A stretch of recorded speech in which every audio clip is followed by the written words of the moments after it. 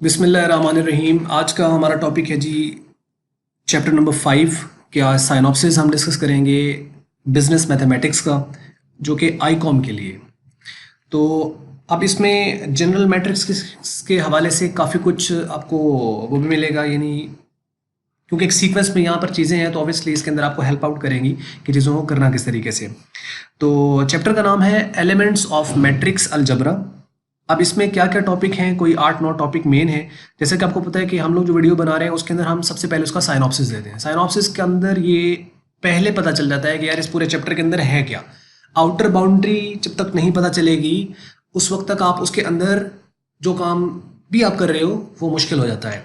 तो जैसे यानी आप यूँ कह लो कि जैसे घर बना रहे हो तो घर के लिए सबसे पहले तो प्लॉट खरीदा जाता है ना, तो उसका देखा जाता है कि हमारी बाउंड्री क्या है, किस किस के अंदर हमें कितनी हमारे पास लिमिट्स हैं। अब ये इसका आउटर बाउंड्री आपको बता देगा, लेकिन इसके अंदर क्या चीज़ें हैं वो हम topic wise one by one एक टॉपिक के ऊपर इंशाल्लाह वीडियो बनाएंगे और आपको उसका जो है वो इन्फॉर्म करेंगे इंशाल्लाह।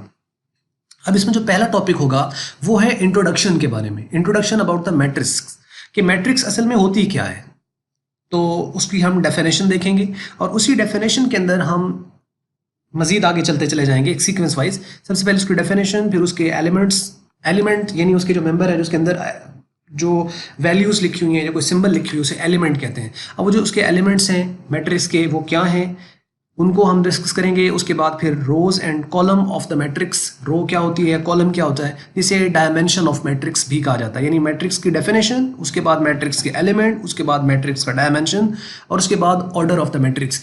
इसको हम देखेंगे यहाँ पे कि ऑर्डर ऑफ मैट्रिक्स इनफैक्ट क्या होता है, और इससे बहुत सारे शॉर्ट एमसीक्यूज बनते होते हैं।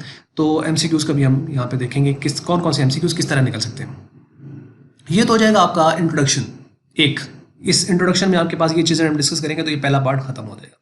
दूसरा जो टॉपिक होगा वो होगा टाइप्स ऑफ मैट्रिसेस के हवाले से।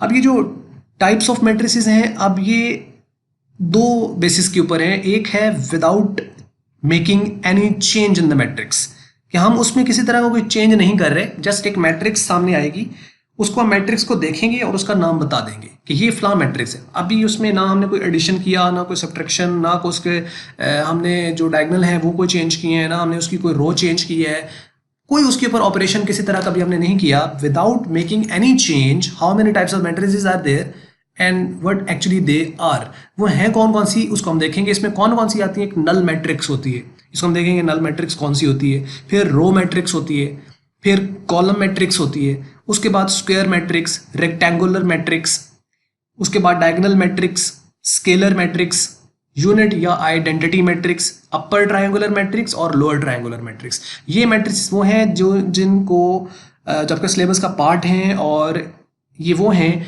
जिनके डेफिनेशंस को हमें देखना है कि ये कौन कौन सी हैं। तो ये यहाँ पे ये चीज़ें सारी डिस्कस हो जाएंगी। अब इसको अगर नाम मुश्किल नहीं है, यानी आप नल यानी जीरो, यहाँ से आप स्टार्ट हो गए, उसके बाद रो और कॉलम ये एक दूसरे का उल्ट हो गई, स्क्वायर और रेक्टेंगुलर ये एक दूसरे का उल्ट हो गई, यानी या जो स्क्वायर है वो रेक्टेंगुलर नहीं है, जो रेक्टेंगुलर है वो स्क्वायर नहीं है, जो रो है वो कॉलम नहीं है, जो कॉलम है वो रो नहीं है। तो इनको याद करना कोई मुश्किल नहीं। और उसके बाद जो डायगोनल, स्केलर, यूनिट और identity matrix, upper triangular, lower triangular, ये सारे के सारे इसके टाइप्स हैं। स्क्वायर मैट्रिक्स की ये सारी की सारी डायगोनल मैट्रिक्स वो भी स्क्वायर मैट्रिक्स होती है, जो स्केलर मैट्रिक्स आपके पास होती है स्केलर मैट्रिक्स ये भी स्क्वायर मैट्रिक्स होती है, या ये इसको आप यूँ भी कह सकते हैं कि डायगोनल मैट्रिक्स है। ये आप कह लें इसके बच्चे हैं, स्क्वायर मैट्रिक्स उसका बच्चा डायगोनल मैट्रिक्स, डायगोनल बच्चा जो है वो स्केलर मैट्रिक्स की, इस तरह करके सारे चलते हैं। मेरा कहने का मकसद ये है कि ये सारे के सारे जो है ना, ये यूनिट मैट्रिक्स हो गई, आइडेंटिटी मैट्रिक्स हो गई, सारे अपर ट्रायंगुलर, लोअर ट्रायंगुलर, ये हैं सारे के सारे स्क्वायर, ये इनका दादा है और ये सारे इसके बच्चे हैं। ठीक है, ये हम सारे डिस्कस करेंगे यहाँ पे। उसके बाद आ जाता है बी। अब ये तो था ना, अभी हम type of matrix he discuss कर रहे हैं। ये है विदाउट मेकिंग चेंज और ये है विद मेकिंग चेंज। इसमें हम कुछ चेंज करेंगे मैट्रिक्स में तो उसका नाम बदल जाएगा। इसमें कौन कौन सी आती हैं, चार मेजर यहाँ पे हम डिस्कस करेंगे। ट्रांसपोज मैट्रिक्स, उसके बाद ट्रांसपोज मैट्रिक्स अब क्या होगी, उसमें हम क्या होगा, एक मैट्रिक्स गिवन होगी, हम उस मैट्रिक्स में कुछ चेंज करेंगे और चेंज करने के बाद एक नई मैट्रिक्स बन जाएगी, उसका नाम ट्रांसपोज होगा। लेकिन ट्रांसपोज क्यों कहते हैं, असल में उस मैट्रिक्स का ट्रांसपोज लिया जाता है। और उसके बाद सिमेट्रिक मैट्रिक्स, सिमेट्रिक और एक सिमेट्रिक होती है सिमेट्रिकल मैट्रिक्स और एक होती है एसिमेट्रिक। तो जिसको स्क्यू सिमेट्रिक भी कहा जाता है। तो स्क्यू सिमेट्रिक जो मैट्रिक्स है वो क्या होती है वो भी हम यहाँ पे इसी के साथ देखेंगे।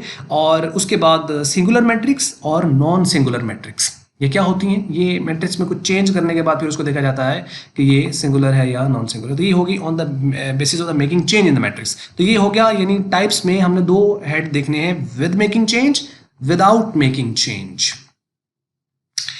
उसके बाद तीसरा टॉपिक स्टार्ट होगा, वो होगा कोफैक्टर्स ऑफ मैट्रिक्स। मैट्रिक्स के कोफैक्टर्स कैसे निकालने हैं इसके ऊपर बात करेंगे। अब ये जो कोफैक्टर्स होते हैं ये 2x2 के भी हम देखेंगे, 3x3 के। वैसे तो हायर ऑर्डर्स जो मैट्रिक्स होती हैं जैसे 4x4, 5x5 उनके भी होंगे, लेकिन हमारे सिलेबस में यहाँ पर 2x2 और 3x3 के कोफैक्टर्स कैसे निकालने हैं ये हम यहाँ पर डिस्कस करेंगे। उसके बाद आपके पास नेक्स्ट टॉपिक आ जाता है एडजॉइंट ऑफ मैट्रिक्स।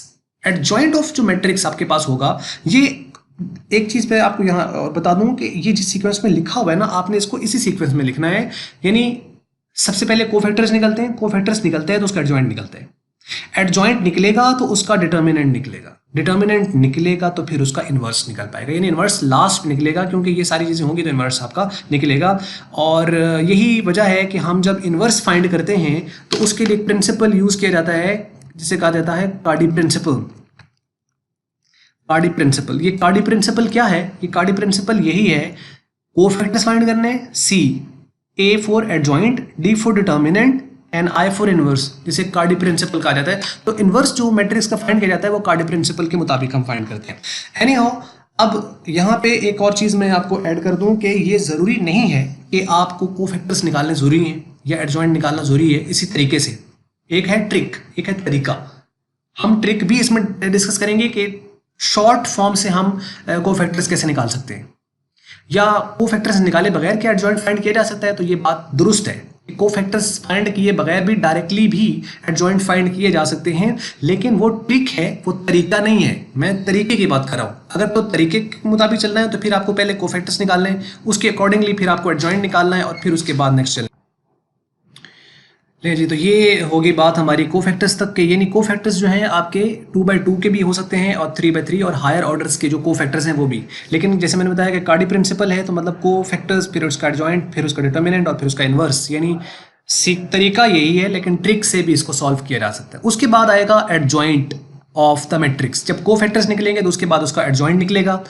एडजॉइंट जो निकलेगा वो भी 2x2 ऑर्डर का भी हो सकता है, 3x3 का भी हो सकता है, और हायर ऑर्डर्स जो है इसका भी एडजॉइंट निकल। तो ये हो गया जी एडजॉइंट, और इसमें एडजॉइंट में 2x2 का भी हो सकता है और 3x3 जो है इसका भी एडजॉइंट निकल सकता है और हायर ऑर्डर का भी हो सकता है। जब एडजॉइंट आपका निकल जाएगा तो उसके बाद आपने फाइंड करना है डिटर्मिनेंट। डिटर्मिनेंट भी 2x2 मैट्रिक्स का भी हो सकता है, 3x3 का भी हो सकता है, और जो हायर ऑर्डर है इसका भी हो सकता है। वैसे तो मैट्रिक्स 1x1 ऑर्डर की भी होती है ना, 1x1 ऑर्डर की मैट्रिक्स हो सकती है, तो क्या उसका डिटर्मिनेंट, कोफैक्टर और जो उसके एडजॉइंट होंगे क्या वो निकलेंगे? इसके बारे में आपसे क्वेश्चन है, ये आप कमेंट्स में हमें ज़रूर बताइएगा। हायर ऑर्डर का तो ऑब्वियसली है, तो क्या 1x1 इस ऑर्डर की मैट्रिक्स होती भी है या नहीं होती? होती तो है, लेकिन अगर होती है तो इसका कोफैक्टर, एडजॉइंट या डिटर्मिनेंट, इनवर्स कैसे निकलेगा?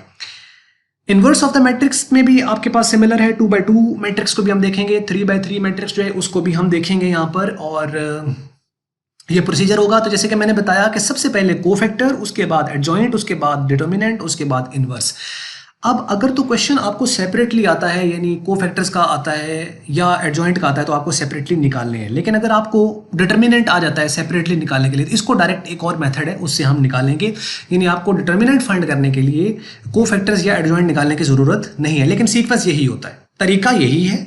बाकी ट्रिक एक और चीज़ है, मतलब एक ट्रिक है, एक तरीका है। तो हमने ट्रिक को यूज़ करेंगे एमसीक्यूज़ के लिए और तरीका यूज़ करेंगे हम अपने क्वेश्चन को सॉल्व करने के लिए। एनी हाउ, इनवर्स आपके पास जब हम फाइंड करेंगे तो उसका भी प्रोसीजर क्या होगा। इनवर्स फाइंड करते हुए भी आपने कोफैक्टर या एडजॉइंट निकालने की ज़रूरत नहीं होगी, डायरेक्टली हम एडजॉइंट निकालेंगे, क्योंकि इसमें दो ही चीज़ें चाहिए, डिटर्मिनेंट चाहिए और एडजॉइंट चाहिए।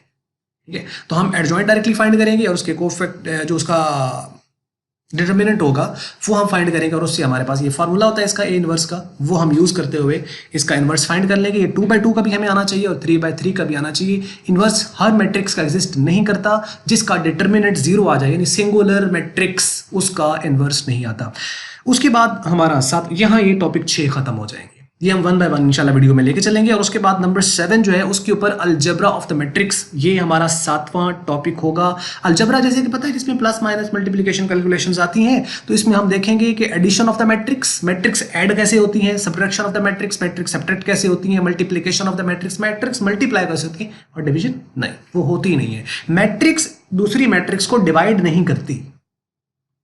मैट्रिक्स ऐड हो सकती है, मैट्रिक्स सब्ट्रैक्ट हो सकती है, मैट्रिक्स मल्टीप्लाई हो सकती है, लेकिन मैट्रिक्स मैट्रिक्स को डिवाइड नहीं करती, इसलिए यहां पे डिवीजन नहीं है। लेकिन अब एडिशन सब्ट्रैक्शन इसका कोई रूल होगा, पहले हमें रूल को देखेंगे कि क्या रूल है, मैट्रिक्स आपस में ऐड कब हो सकती हैं, दूसरा है ऐड होती कैसे हैं, यानी what and how, what is the principle of addition and subtraction of the matrix and how the matrices are added and subtracted। ये 2 क्वेश्चन होंगे और ये हम प्रोसीजर में देखेंगे इंशाल्लाह। मल्टीप्लिकेशन में जब हम बात करते हैं तो एक होती है बाय स्केलर क्वांटिटी। मल्टीप्लिकेशन में 2 पार्ट्स आपके होंगे, एक होगा कि एक मैट्रिक्स को एक स्केलर क्वांटिटी यानी एक फिक्स्ड क्वांटिटी होगी 5 3 4 7 माइनस का प्लस का, उससे हम मल्टीप्लाई करें, हाँ तो किया जा सकता है। उसका कोई रूल नहीं है कि चेक करना है कि हो भी सकता है या नहीं, नहीं, वो हर स्केलर क्वांटिटी किसी भी मैट्रिक्स से मल्टीप्लाई हो जाती है, उसके लिए ऑर्डर को देखने की जरूरत। लेकिन जब हम मैट्रिक्स को मैट्रिक्स के साथ मल्टीप्लाई करते हैं तो देयर इज अ रूल, वहां पे हमें देखना पड़ेगा कि एक मैट्रिक्स दूसरी मैट्रिक्स के साथ मल्टीप्लाई हो रही है तो उसके लिए रूल क्या होगा, तो रूल